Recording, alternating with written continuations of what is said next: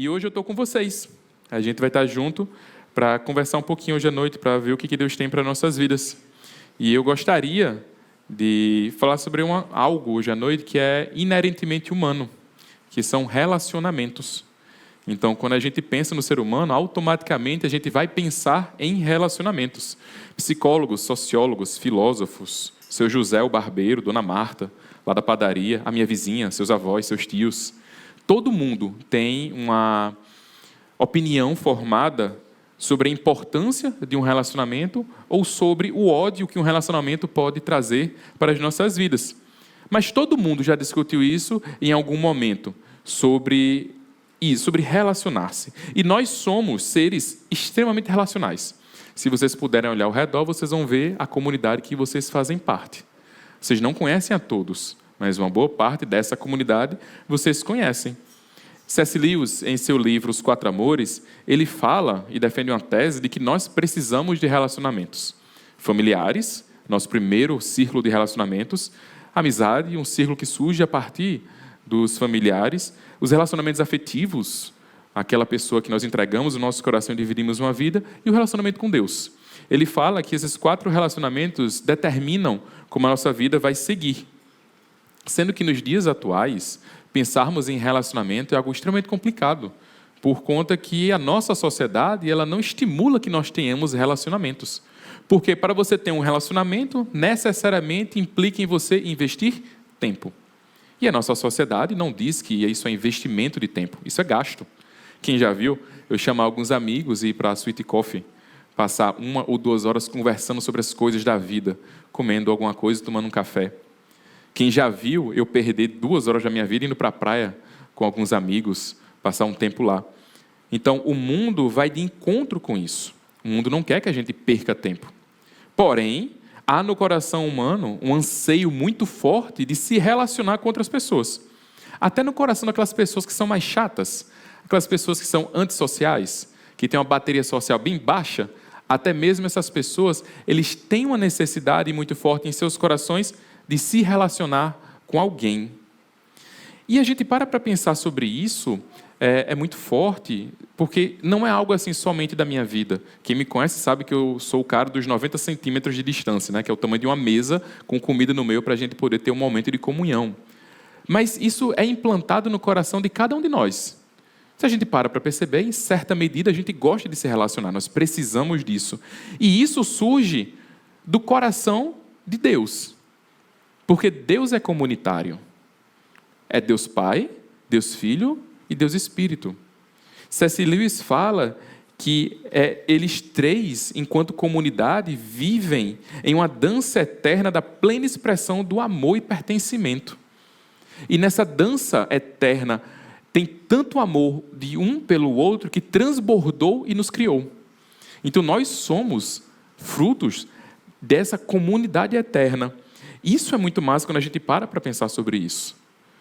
Um Deus que nos criou para se relacionar conosco. É um privilégio para nós termos um Deus que quer se relacionar com a gente. Porém, para o mundo, não é um privilégio. Para o mundo, isso aí é algo errado que deve acontecer. E aí, nós vamos passar um tempinho nesta noite falando sobre relacionamentos.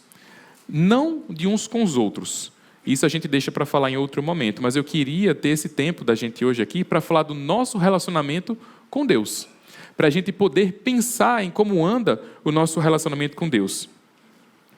E eu lembro que eu, pelo menos desde que me entendo por crente, eu fui ensinado que para eu poder ter um relacionamento com Deus, eu tenho que buscá-lo fora, buscá-lo longe, porque Deus habita nos mais altos céus, rodeado de querubins, serafins, anjos, arcanjos, todos os seres celestiais, que Deus está sentado em um trono. Então eu, para poder chegar lá, eu tenho que adentrar esse espaço sagrado. E é um engano a gente pensar que Deus está somente nesse lugar tão distante de nós. Jesus Cristo, desde que nós tenhamos como Senhor e Salvador de nossas vidas, Ele passa a habitar os nossos corações. Então, ao invés de a gente ter que subir uma longa escada eterna para buscar a Deus, Cristo nos faz um convite a descermos, até as câmaras escuras dos nossos corações, para ali nós encontrarmos Deus. Quando nós pensamos sobre isso, eu lendo sobre um pouco dos pais do deserto, homens santos e mulheres santas que iam para o deserto fugir para tentar encontrar os seus corações e escapar do mundo, eles perceberam que nesse espaço do deserto, onde eles estavam sozinhos, fora da sociedade, não adiantava fugir dos seus desejos, porque os seus desejos acompanhavam eles. Então, nesses desertos, eles aprenderam uma coisa muito importante, que toda vez que eu adentro o meu coração, eu percebo as trevas que existem ali dentro. E aqui nós temos um problema muito grande, né? Se eu tenho um coração que tem trevas, por que eu preciso ir até ele para buscar a Deus? 2 motivos. 1, porque antes de você e eu descermos ao nosso coração para buscar a Deus, Deus já foi lá. 2º motivo, Deus tem uma estranha mania de trazer luz às minhas trevas. Quando tudo era sem forma e vazio, Deus disse, haja luz. E é muito importante isso, porque nós precisamos aprender a nos relacionar com um Deus que é extremamente pessoal. Então nós necessitamos também ser pessoais com Ele. Mas Marcos, como é que eu vou fazer? Como é que eu vou ter esse relacionamento extremamente pessoal com Deus? Da forma que Ele nos propõe. Deus tem um método de se relacionar com a gente e Ele nos convida a fazer parte disso. Não é um método fácil, não é um método tranquilo para os nossos corações, é um método extremamente constrangedor, mas que, se eu aceito isso em minha vida, eu tenho uma grande liberdade. Eu queria meditar com vocês hoje num salmo que é considerado um dos mais lindos hinos sagrados. Ele é chamado de a Coroa dos Salmos. Alguns autores chegam a considerá-lo o salmo mais glorioso e excelente de todo o livro. Uma das mais sublimes composições do mundo e ressalta, como nenhum outro salmo, a presença de Deus em nossas vidas. Vamos abrir nossas Bíblias no salmo de número 139. Vocês podem me acompanhar lá? Salmo de número 139. Alguns estudiosos apontam que esse salmo ele é semelhante ao nível de conhecimento como no livro de Jó. Então, quando você olhar para o Salmo 139, o nível de conhecimento que Davi tem de Deus é semelhante àquele que Jó fala lá no final do livro dele, no capítulo 42. Eu conheci antes de te ouvir falar, agora eu te conheço por quem você é. Então, é esse salmo que nós utilizaremos por base de relacionamento com Deus. Amém? Todo mundo achou? Misericórdia, alguém? Vamos lá, Salmo 139. Leia comigo. Senhor, tu me sondas e me conheces. Sabes quando eu me sento e quando eu me levanto. De longe percebes os meus pensamentos. Sabes muito bem quando trabalho e quando descanso. Todos os meus caminhos te são bem conhecidos. Antes mesmo que a palavra me chegue à língua, tu já a conheces inteiramente. Tu me cercas por trás e pela frente e pões a tua mão sobre mim. Tal conhecimento é maravilhoso demais e está além do meu alcance. É tão elevado que eu não posso atingir. Para onde eu poderia escapar do teu espírito? Para onde eu poderia fugir da tua presença? Se eu subir ao mais alto dos céus, lá tu estarás. Se eu fizer a minha cama na sepultura, também lá tu estarás. Se eu subir com as asas da alvorada e morar na extremidade do mar, mesmo ali, a tua mão direita me guiará e me sustentará. Mesmo que eu dissesse que as trevas me encobrirão e que a luz se tornará noite ao meu redor, verei que nem trevas são escuras para ti. A noite brilhará como o dia, pois para ti as trevas serão como a luz. Tu criaste o íntimo do meu ser e me teceste no ventre da minha mãe. Eu te louvo porque me fizeste de modo especial e admirável. Tuas obras são maravilhosas, disso eu tenho plena certeza. Os meus ossos não estavam escondidos de ti, quando em secreto eu fui formado e entretecido como nas profundezas da terra. Os teus olhos viram meu embrião. Todos os dias determinados para mim foram escritos no teu livro, antes de qualquer um deles existir. Como são preciosos para mim os teus mandamentos, os teus pensamentos, ó Deus, como é grande a soma deles. Se eu os contasse, seriam mais que os grãos de areia. Se terminasse de contá-los, eu ainda estaria contigo. Quem me dera matasses os ímpios, ó Deus. Afastem-se de mim os assassinos. Acaso não os odeio os que te odeiam, Senhor? E não detesto os que se revoltam contra ti?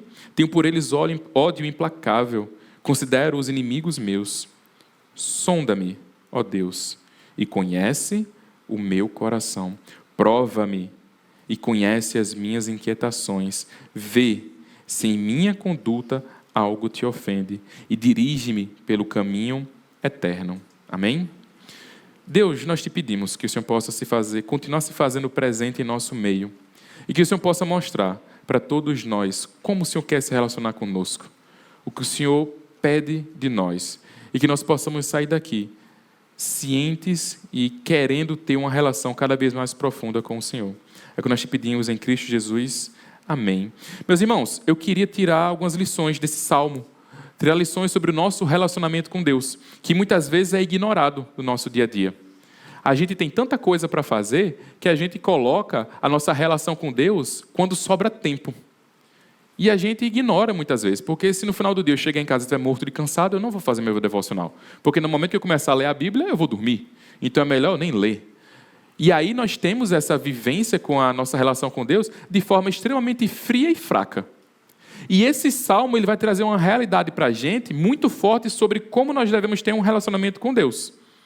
Começa a partir do versículo 1. Senhor, tu me sondas e me conheces. Eu fui para o texto original para poder entender esse verbo sondar e conhecer. E eu fiquei surpreso com o que eu descobri. O verbo sondar no texto original está no passado. Ele não está, Senhor, tu me sondas. Está, Senhor, tu me sondaste. No passado. O verbo conhecer permanece no presente. Então, a tradução mais correta para esse texto seria: Senhor, tu me sondaste e me conheces. Isso mostra uma ação que vem de Deus. Deus, sem autorização nenhuma minha, sem pedido nenhum meu, fez um movimento de me sondar. Ele já veio ao meu coração e me sondou. E quando eu falo a palavra sondar, não é somente me olhar não, que às vezes a gente pensa, Deus me sonda, abre os braços e fica, me olha, Senhor. Não. Sondar significa examinar intimamente, examinar profundamente. Então, sem a nossa autorização, Deus nos sonda. Se relacionar com Deus é se relacionar a alguém que vem ao nosso encontro intimamente. E Deus tem essa mania de vir ao nosso encontro. Tudo começa na criação. Ele precisava ter criado tudo? Não. Mas ele deu o primeiro passo e criou. Depois que viu que a criação estava legal, ele deu o segundo passo e nos criou. E todo dia ele se encontrava com Adão lá no jardim. Ele ia ao encontro de Adão todo dia. Até que Adão fez o quê? Pecou. Quando Adão pecou, Deus continuou indo ao encontro de Adão. E Adão fez o quê? Saiu de perto de Deus. Deus começou a procurar o seu povo para ir de encontro ao seu povo. E o povo fez o quê? Se afastou de Deus. Deus enviou os profetas para trazer o povo para perto dele. E o povo fez o quê? Matou os profetas. Deus enviou o seu filho para nos trazer para perto dele. Nós fizemos o quê? Matamos o filho dele. E agora Deus estabeleceu uma aliança e aproximação conosco. Desde o começo, Deus sempre faz esse movimento de vir atrás de nós. E é um privilégio termos essa visão de que Deus nos quer. Mas temos que ter cuidado, que Deus não nos quer, porque nós somos os meninos e as meninas dos olhos de Deus, nós somos o centro do coração de Deus. Isso é heresia, irmão, tem que ter cuidado com isso.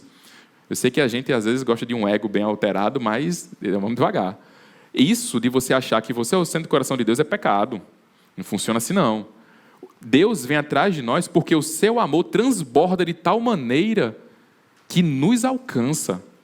E isso é fantástico, isso é maravilhoso, porque mostra um tipo de relacionamento de alguém que vem, sem a minha autorização, ao meu encontro. Porém, se eu olhar do versículo 2 ao 5, eu entro em, no mínimo, uma perturbação sobre essa relação com Deus.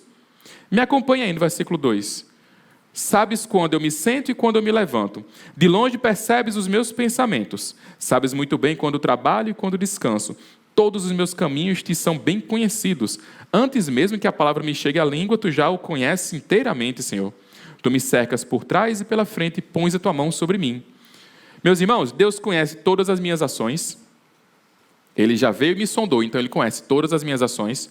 Deus conhece todos os meus empreendimentos, meu trabalho, meu estudo, o que eu faço, o que eu deixo de fazer. Ele conhece a maneira como eu lido com o meu trabalho, com meus estudos. Se está lá no trabalho, se você está realmente trabalhando, está lá no WhatsApp, no Instagram, no TikTok, Ele sabe o que você está fazendo. Ele conhece os meus pensamentos, mais do que isso, Ele conhece os pensamentos que eu penso ainda que eu vou ter. Então Ele já sabe os meus pensamentos. Ele conhece até o que eu vou falar quando eu não vou falar. Isso é extremamente perturbador. Por quê? Porque uma pessoa me conhece de forma íntima. Não há segredos para Deus. Se nós pararmos para analisar nossa relação no dia a dia com os nossos irmãos, amigos, esposas, maridos, família, existem limites colocados. Aos casados, imagina só, você ter acesso aos pensamentos do seu marido, da sua esposa. Saber o que se passa quando diz, vá lavar a louça. Imagina ter acesso a isso. Imagina para quem trabalha, o seu chefe ter acesso para saber quando você trabalha ou quando você não trabalha. Para saber o que você está fazendo ali dentro. Imagina ele saber, tipo, opa, tá no WhatsApp. Imagina isso acontecer. Louvado seja Deus, porque existem limites para todo mundo. Porém, para Deus não existem limites. E sabe qual é o nosso maior medo das pessoas saberem o que passa dentro do nosso coração? É saber o que tem dentro do meu coração. Calvino diz que o coração do homem é uma fábrica de ídolos. E Deus tem acesso irrestrito a essa fábrica de ídolos dentro do meu coração. Ele conhece todos os meus desejos mais íntimos. Tudo aquilo que eu escondo de todo mundo, Deus conhece. E aí, a gente entra num pequeno transtorno, porque a gente iguala Deus às pessoas que estão ao nosso redor. Se as pessoas que estão ao meu redor soubessem o que se passa dentro do meu coração, o que elas fariam comigo? Me abandonariam, sairiam de perto de mim, me jogariam fora, me tirariam da sua vida. O que Deus faz quando Ele olha para dentro do nosso coração e vê tudo o que tem lá dentro? Versículo 5, tu me cercas por trás e pela frente, e põe a tua mão sobre mim. O sentido no hebraico da parte A, tu me cercas por trás e pela frente, é o sentido de uma cidade sitiada. Uma cidade sob vigilância permanente de Deus. E o sentido da parte B, e pões a tua mão sobre mim, é o sentido de um pai que está andando na rua com um filho pequenininho, o menino é danado, e ele bota a mão no ombro do menino. Para quê? Para o menino não sair correndo em disparada e para proteger a criança. Então, quando a gente olha para essa frase, esse tu me cercas por trás e pela frente e põe a tua mão sobre mim, eu tenho que entender que quando Deus fala isso, depois de ter visto o que tem dentro do meu coração, Ele fala de um cuidado, de uma proteção, de uma segurança. Porque Ele é a nossa fortaleza.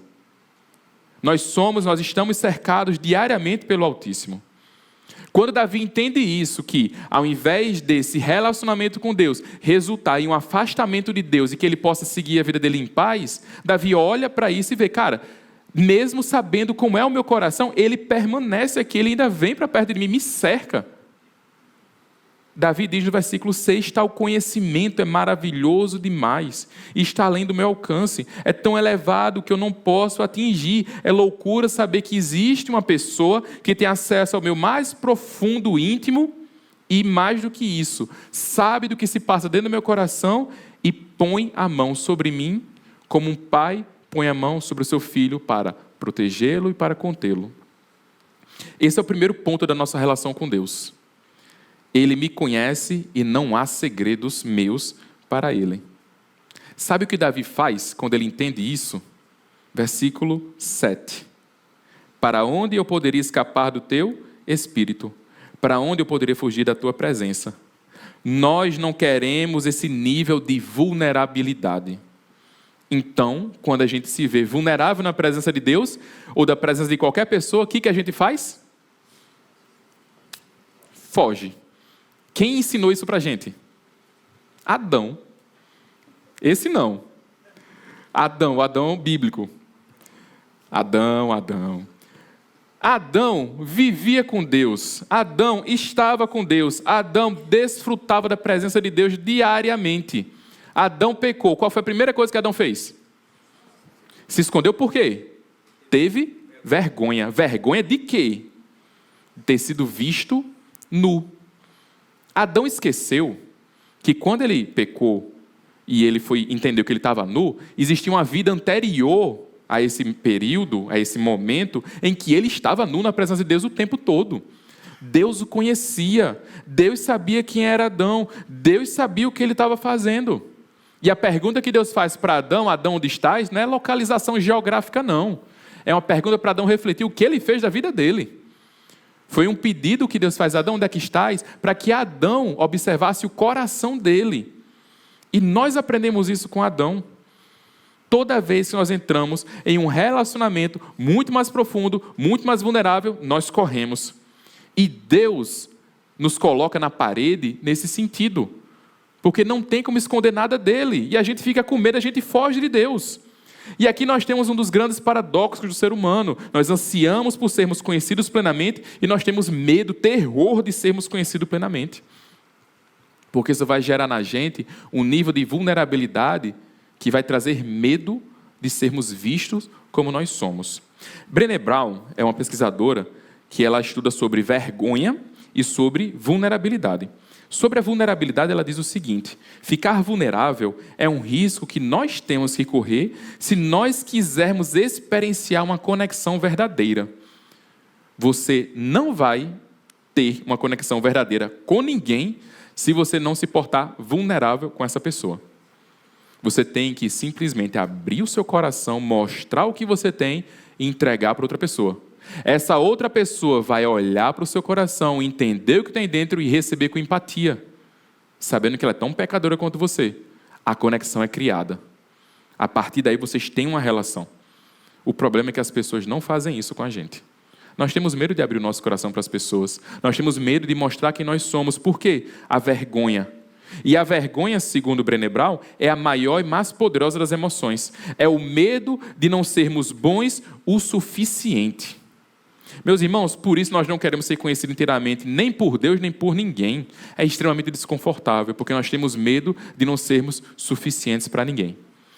Temos medo de ser rejeitado. Temos medo de sermos colocados de lado. E Davi sabia disso. Davi conhecia o seu coração. Davi sabia, e nós sabíamos que Davi aprontava. Meu amigo, o que Davi aprontou. E o que Davi quer? Fugir disso. E ele se questiona: para onde eu poderia escapar do teu espírito? Para onde eu poderia fugir da tua presença? Se eu subir aos mais altos céus, lá tu estarás. Se eu fizer a minha cama no maior abismo, lá tu também estarás. Se eu subir com as asas da alvorada e morar na extremidade do mar, mesmo ali a tua mão direita me seguirá e me sustentará. Mesmo que eu dissesse as trevas me encubram e me escondam, a luz se tornará noite ao meu redor, verei que as trevas não são escuras para ti, e a noite vai brilhar como um dia. Davi se empenha em descobrir como é que ele pode fugir de Deus. A imagem que nós temos aqui é Davi correndo de um lado para o outro, querendo encontrar um canto que ele possa se esconder de Deus. A imagem que nós temos de Deus aqui é: Davi corre, Deus está lá. Davi corre, Deus está lá. Davi corre, Deus está lá. Deus não está correndo atrás de Davi. Lembra que Deus diz: tu me cercas pela frente e por trás e pões a tua mão sobre mim? A distância que Deus está das nossas vidas é de um braço.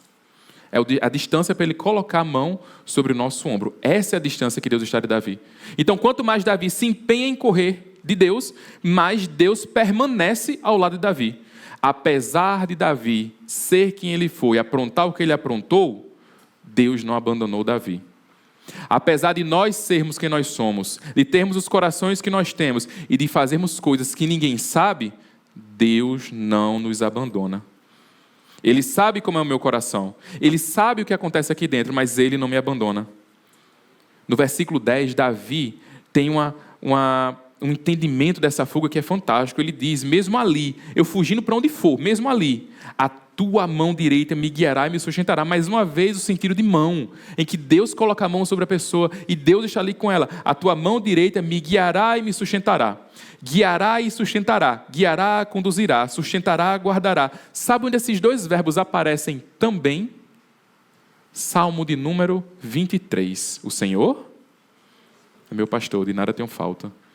Se você ler esse salmo, você vai ver que essas palavras, guiar e sustentar, estão também nesse salmo. Apesar de nós fugirmos de Deus, Ele estará sempre conosco. Amém? E aí, tem aquele momento em nossas vidas que a gente peca. Que a gente peca e bota no nosso coração uma tarja, indigno. Que a gente corre para se afastar de Deus. Que a gente se distancia dEle. Porque a gente acha que Deus vai jogar a gente fora. Porque a gente teve uma experiência já, ou com pai, ou com mãe, ou com alguém que por a gente ter feito algo nos jogou fora, e a gente traz isso para a nossa relação com Deus. E a gente olha para essa relação e foge de Deus. Meu irmão, no nome de Jesus Cristo, Deus está a um braço de distância de você. Um braço de distância de você. Se você pecou, Ele sabe que você pecou. Se você está com vergonha dele, Ele sabe que você está com vergonha dele. Se você está se sentindo indigno de estar na presença dele, Ele sabe que você está se sentindo indigno. Olhe para Ele e fale isso. Dobre seu joelho em oração e diga: Pai, eu não estou me sentindo legal para estar com o Senhor. Deus, eu não estou me sentindo digno de estar na Tua presença. Mas não fuja. Essa é uma das maiores artimanhas que Satanás coloca em nossos corações com relação a Deus. Não fuja. Porque não importa o que você faça, Ele já te sondou. Ele já sabe. E o que Ele quer é nossa relação. Não estou dizendo com isso para você sair por aí aprontando, pecando, desgraçadamente, não. Pelo amor de Deus. Mas eu estou dizendo que lute. E mesmo que você caia, volte para Deus. Não permita que isso lhe distancie dele. Apesar de qualquer coisa que possa acontecer em nossas vidas, Ele sabe de todos os detalhes da nossa história. Tudo. Nós não conseguimos surpreender Deus em momento nenhum. Sabe por quê? Porque Deus é o Deus da nossa história. Versículo 13 nos mostra um Deus que desde o ventre das nossas mães vem conduzindo cada passo que nós damos. 13. Tu criaste o íntimo do meu ser e me teceste no ventre da minha mãe. Os meus ossos não estavam escondidos de ti. Quando em secreto eu fui formado e entretecido como nas profundezas da terra. O verbo que Davi usa aqui é tecer. Sabe o que é tecer? Alguém que já trabalhou tecendo algo? Vou fazer um cachecol, fazer uma camisa, fazer alguma coisa, você vai tecendo. Você pega os fios e vai construindo. Você vai montando. É um trabalho extremamente manual e cuidadoso. E quando você termina aquele cachecol, aquele casaco, aquele moletom, está pronto. E é uma obra de arte que você olha, cara, que massa. Foi feito com as minhas mãos. E Davi, quando mostra nesses 2 versículos para a gente, ele diz que Deus fez questão de nos tecer, de nos segurar com tranquilidade e construir a nossa vida. E ele fala no versículo 14, eu te louvo porque me fizeste de modo especial e admirável. As tuas obras são maravilhosas, disso eu tenho plena certeza. Não é a arrogância do salmista, ele percebe que o que Deus faz com suas mãos são obras maravilhosas. Sabe o que isso significa, meu irmão, minha irmã? Você é uma obra maravilhosa de Deus. Eu vou repetir, porque às vezes a gente só escuta o que o pregador está falando assim e passa batido, né? Eu quero que você medite nessa frase. Você é uma obra maravilhosa de Deus. Pense sobre isso. Você, apesar de tudo que possa ter acontecido na sua vida, é uma obra maravilhosa de Deus. E aí eu vou pedir uma ajuda de todos vocês. Tem gente que nunca escutou um elogio desse na vida. E nós não sabemos se essa pessoa está sentada ou não ao nosso lado. Tem gente que se acha a pior obra de Deus. E não percebe o quão maravilhoso é. E eu gostaria de pedir para você, olhar para a pessoa do lado, dar um abraço nele, um abraço nela, e dizer com todo o carinho do mundo, você é uma obra maravilhosa de Deus. E abençoe a vida dessa pessoa.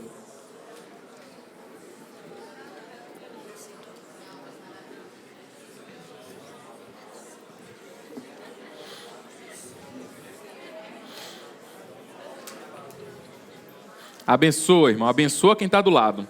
Diga mesmo. Diga, porque às vezes nós não temos noção do que o nosso Deus fez por nós. Amém? Não basta Deus ter conhecimentos ao meu respeito. Conhecimentos que ninguém tem mais acesso. Não basta eu não conseguir fugir da presença de Deus de forma nenhuma. Não basta Ele ter me tecido no ventre da minha mãe. Ainda por cima, Deus tem conhecimento e controle de toda a minha história. Versículo 16. Os teus olhos viram meu embrião. Todos os dias determinados para mim foram escritos no teu livro, antes de qualquer um desses dias existirem. Deus escreveu as nossas histórias antes de existirmos. Ministério Zoe tem uma música chamada Abba, que ela diz o seguinte: além da música, existe uma canção que vem do meu coração. Além das palavras, existe uma adoração que expressa tudo o que eu sinto por você. Além do tempo, você já me amava.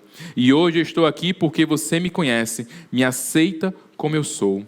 Abba, eu sei. Eu sou amado desde a fundação do mundo. Abba, eu sei. Você fez as estrelas pensando em mim, e elas cantavam o meu nome enquanto a tua mão escrevia a minha história. Deus escreveu pessoalmente, particularmente, amorosamente a história de cada um de nós, com momentos bons e com momentos ruins. O problema é que nós não aceitamos essas histórias. O problema é que nós não gostamos das histórias em grande parte, porque nós achamos que essas histórias deveriam ser outras. Deveriam ser histórias que eu pudesse colocar no Instagram. Deveriam ser histórias que podiam ser publicadas, merecedoras de aplausos. E às vezes as nossas histórias não são assim. Quantos de nós não passamos por dificuldades na infância? Quantos de nós passamos por problemas seríssimos na infância e na adolescência? Quantos de nós na vida adulta sofremos muito? Mas Deus não disse que me ama? Por que então Ele permitiu que isso acontecesse comigo? Deus não disse que enviou seu Filho para morrer por mim, então por que eu passei por tanto tipo de sofrimento? O problema é quando a gente inverte a lógica. A gente coloca Deus na parede e transforma Ele em alguém que deve servir a gente. E a gente se perde nesse processo e faz com que o nosso coração fique amargurado contra Deus. E nós somos bons em esconder as coisas.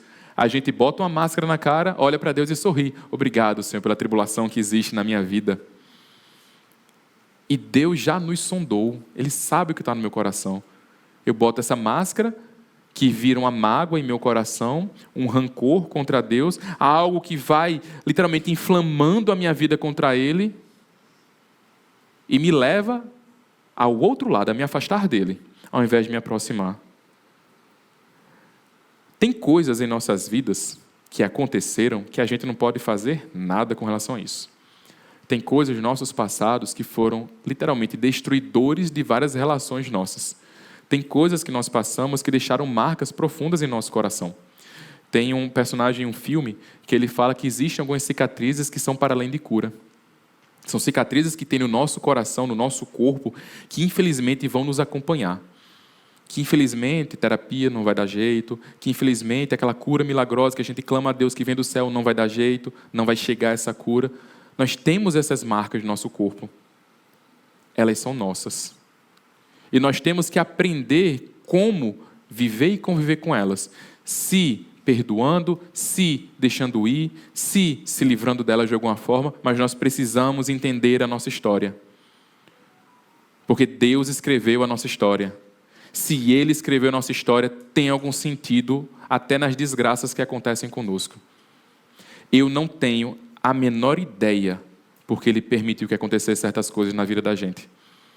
Eu não tenho a menor ideia porque Ele escreveu certas tragédias em nossas vidas. Mas eu sei que nós temos que ter cuidado para que nosso coração não fique endurecido e podre, que não nos permita ver as maravilhas de Deus ao nosso redor. Nós temos que ter cuidado com isso. Eu não sei o porquê Deus permitiu que isso acontecesse. Davi também não sabia. Mas eu e Davi temos uma coisa em comum. Nós sabemos que, apesar do sofrimento, haverá consolo. Apesar da tristeza que pode acontecer na minha vida, haverá consolo. Porque Deus está a um braço de distância para colocar a mão em cima de mim e dizer: meu filho, eu estou aqui. Mateus 5, versículo 4. Bem-aventurados que choram, pois eles serão...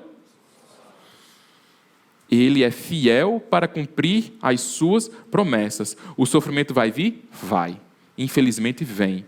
Da mesma forma que os pastos verdejantes e as águas tranquilas virão, o sofrimento vai vir.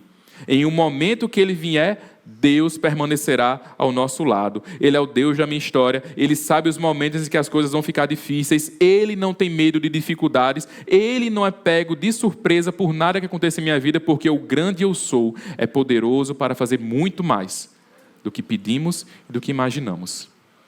É um Deus de recomeços. É um Deus que pega a pior desgraça que pode acontecer na vida de um ser humano e transforma em uma linda história. Esse é o Deus que permanece ao nosso lado. Capítulos ruins podem aparecer.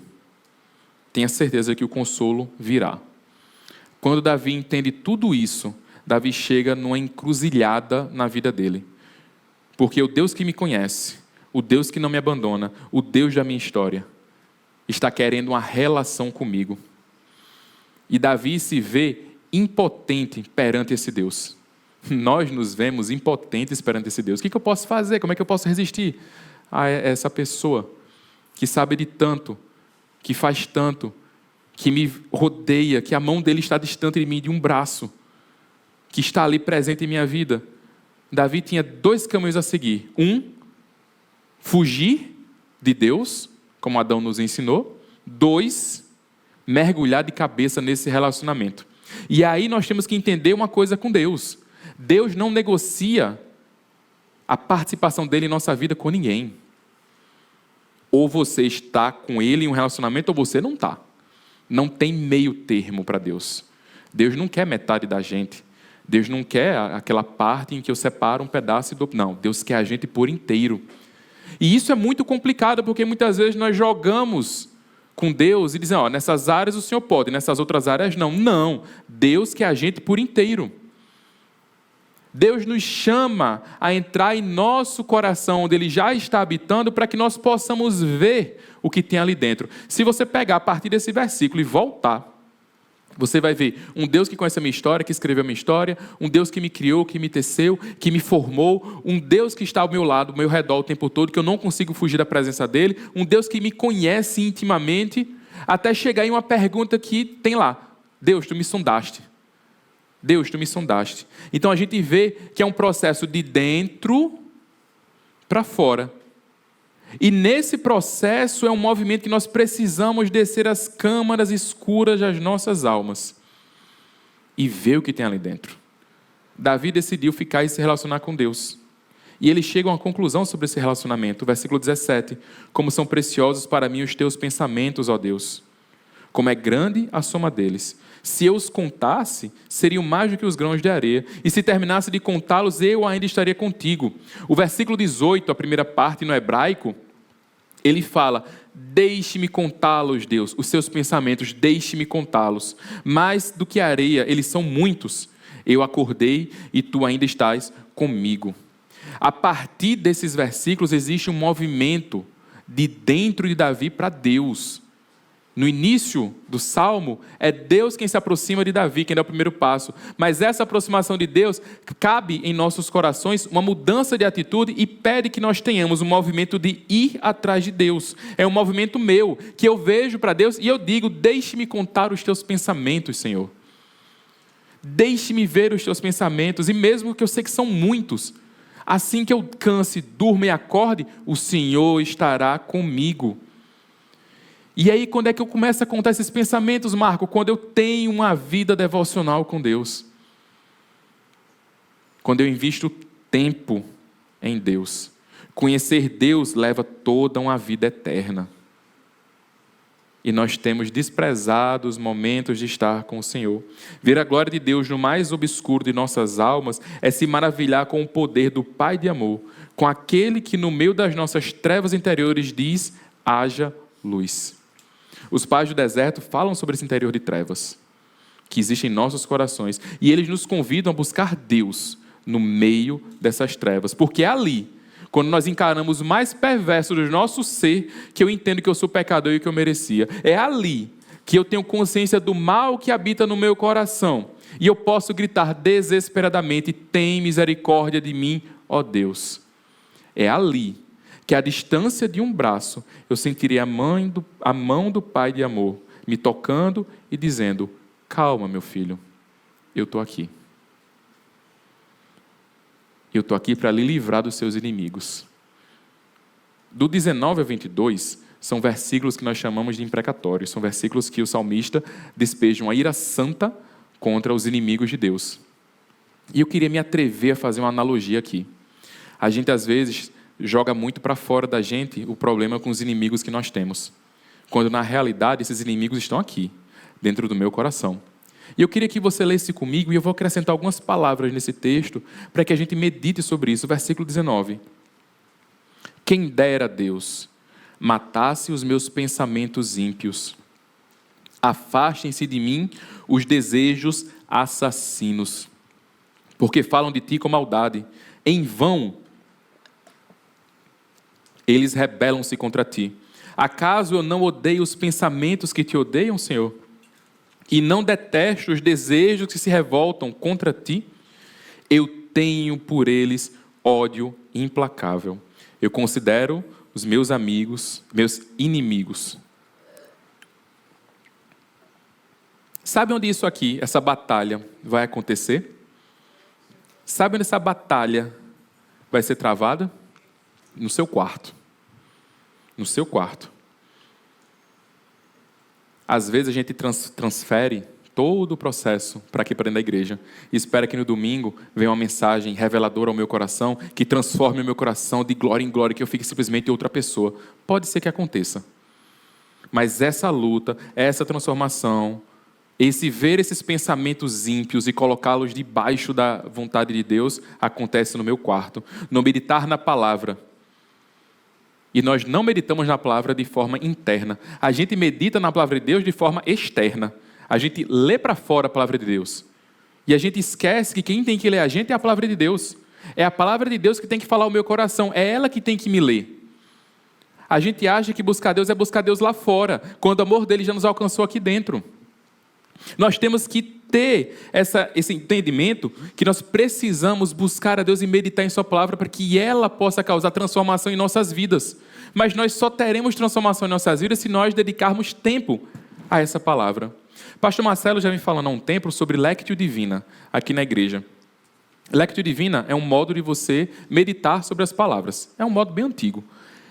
E consta, assim, de forma bem rápida, em você separar um tempo em silêncio, meditar na palavra, ler um trecho da Bíblia e depois orar sobre isso. E os problemas surgem a partir daí, silêncio. A gente não gosta de ficar em silêncio. Incomoda. Passar alguns segundos em silêncio já deixa a gente angustiado. Não, ele não vai falar nada não vai dizer nada. Mexe com a gente. Porque nós somos hiperestimulados o tempo todo. E a Lectio Divina nos convida a ficar em silêncio. Porque é no silêncio que eu faço, antes de ler a palavra de Deus, que eu vou sentir toda a bagunça que está aqui dentro, que meu coração vai ferver. E não é um silêncio de tipo, vou passar aqui 10 segundinhos de cabeça baixa. Não, um silêncio de 5 minutos, 10 minutos. Meu Deus, Marcos, 10 minutos em silêncio, 10 minutos em silêncio. 5 minutos, a gente faz uma básica de 5. E o meu coração vai começar a borbulhar. Muitos pensamentos vão surgir aqui dentro, coisas que me afligem, coisas que me perturbam. E eu vou, depois desse tempo, abrir a palavra de Deus. E vou ler um trecho dessa palavra por 5 minutos. Aquele trecho, não é ler a Bíblia um atrás de versículo atrás de outro, não. É ler aqueles poucos textinhos ali, aqueles poucos versículos. Entendendo que aquela palavra fala comigo no meu hoje. Que aquela palavra está falando ao meu coração no agora. Que aquela palavra está me lendo no agora. E a partir disso, a partir do meu silêncio que trouxe coisas escondidas no meu coração, a partir dessa leitura da palavra que fala para mim no agora, eu vou ter uma oração que fala sobre aquilo que eu estou vivendo. E essa oração, eu particularmente prefiro escrever, porque às vezes a gente fala e ninguém escuta. Escrito está marcado em algum canto, e eu transformo isso em realidade. Quando eu silencio, eu vejo todo o caos que há no meu interior. Eu coloco esse caos diante de Deus e peço a sua amorosa ajuda para vencer essas guerras internas. Eu peço para que nas minhas trevas interiores, com o pecado me assolando diariamente, com as lutas que eu travo, que Deus diga, haja luz. É assim que nós nos relacionamos intimamente com Deus em nossos corações. Agostinho, em seu livro Confissões, ele diz, por amor de ti, é que eu faço. Examinando os meus perversos caminhos, provo a própria amargura de me relembrar, para que você, Deus, possa se tornar doce para mim. Você que é a doçura, que nunca falha, uma doçura abençoada e garantida, que eu possa descansar em você, a ponto de que você entre em meu coração e o complete, para que eu possa esquecer os meus males e abraçar a ti, que é o meu único bem. Descendo as câmaras escuras do meu coração, me vendo, enfrentando tudo que tem aqui dentro, eu me colocando de frente comigo, pegando isso e colocando de frente com Deus, isso vai me permitir fazer o único pedido que uma vida de relacionamento com Deus faz e que é importante. Versículo 23. Sonda-me, ó Deus, e conhece o meu coração. Prova-me e conhece as minhas inquietações. Vê em minha conduta se há algo que ofende e dirige-me pelo caminho eterno. No primeiro versículo, Davi diz: Senhor, tu me sondastes e me conheceste. Nós passamos 22 versículos e algo mudou, porque Davi agora diz: sonda-me, ó Deus. E esse sonda-me está no presente, mais do que no presente, está no imperativo. É como se Davi estivesse dando uma ordem em Deus. Deus, me sonda, vem. O que mudou nesses 22 versículos? Davi. O seu coração é entender e perceber que, em sua relação com Deus, ele precisa que Deus e ele desçam juntos ao coração de Davi para sondar, para conhecer o coração de Davi. Ver se há em mim, não é fora de mim, ver se há em mim algo que te ofende. Do hebraico, um caminho mau, um caminho pecaminoso, um ídolo, uma dor, uma tristeza. Vê se há em mim esse caminho mau, esses ídolos, essas dores, e dirige-me. Dirige-me é o mesmo sentido da mão do lado do filho e guiando o menino pelo caminho, no caminho. Não é só segue, não, ele está no caminho conosco. E dirige-me pelo caminho eterno, com a distância de uma mão. Você consegue perceber a intimidade e a vulnerabilidade desse pedido? Consegue perceber o convite que Davi faz a Deus para descer com ele ao coração de Davi? Para ver esse coração, para analisar o que tem ali dentro, para pedir que Deus mostre o que não agrada a Deus, para Davi pegar tudo isso e colocar diante de Deus? Davi não tem medo de que Deus vá abandoná-lo. Davi não tem medo do que Deus vai encontrar no coração dele. Davi sabe que ele tem a melhor companhia. E nós temos a melhor companhia para seguir esse caminho dos nossos corações, porque Deus nos conhece, Deus não nos abandona, Deus é o Deus da nossa história e Deus é o Deus do nosso coração. Eu quero finalizar com uma passagem que se encontra lá em Hebreus, capítulo 4. Você pode ler comigo? Acesse aí a sua Bíblia, abra a sua Bíblia. Hebreus, capítulo 4.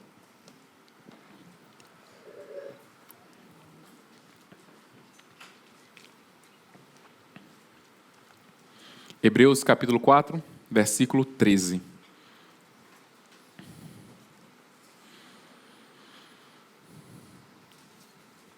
Nada, escute bem, nada em toda a criação está oculto aos olhos de Deus. Tudo em toda a criação está descoberto e exposto diante dos olhos daquele a quem nós haveremos de prestar contas. Portanto, sabendo que nada está oculto e tudo está descoberto, portanto, visto que temos um grande sumo sacerdote que adentrou os céus, Jesus, o Filho de Deus, apeguemo-nos com toda a firmeza à fé que nós professamos. Pois não temos um sumo sacerdote que não possa se compadecer das nossas fraquezas, dos nossos pecados, dos nossos caminhos maus, mas sim alguém que, como nós, passou por todo tipo de tentação, porém sem pecado. Assim sendo, aproximemo-nos do trono da graça, com toda a confiança em Jesus Cristo, a fim de nós recebermos misericórdia e encontrarmos graça, que nos ajude nos momentos de nossa vida e nos momentos de necessidade.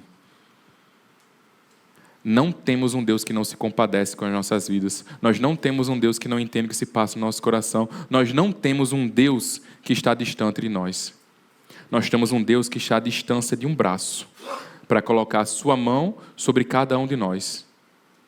E nos convida a nos aproximarmos do trono da graça com toda a confiança, a fim de nós recebermos misericórdia e encontrarmos Ele, o nosso Pai. Eu queria orar com você nesse momento. Eu queria que você baixasse a cabeça. Eu não sei como é que está a sua vida. Eu não sei como é que está a sua relação com Deus. Eu não sei como é que você se encontra nesse momento. Se você tem tempo na sua agenda para Deus ou não. Se você tem pensado em Deus como alguma prioridade, como alguém importante para a sua vida, eu não sei. mas eu sei que Deus está a um braço de distância de você. Deus está nos buscando para ter um relacionamento verdadeiro com nós, com cada um de nós. E esse é um momento que a gente pode meditar, pode pensar e pode pedir que esse Deus que quer um relacionamento conosco nos perdoe e nos chame para perto dele. Convide Deus a sondar o seu coração como Davi fez. Faça essa oração de Davi. Deus, me sonda. Conhece o meu coração. Eu quero ter um relacionamento íntimo com o Senhor. Peça para Deus fazer isso. Senhor, nós te louvamos e agradecemos a tua misericórdia. Nós sabemos que através de Jesus Cristo nós temos acesso ao trono da graça e da misericórdia. E tendo ciência desse acesso, nós te pedimos, Pai, nos ajuda a nos relacionarmos com o Senhor.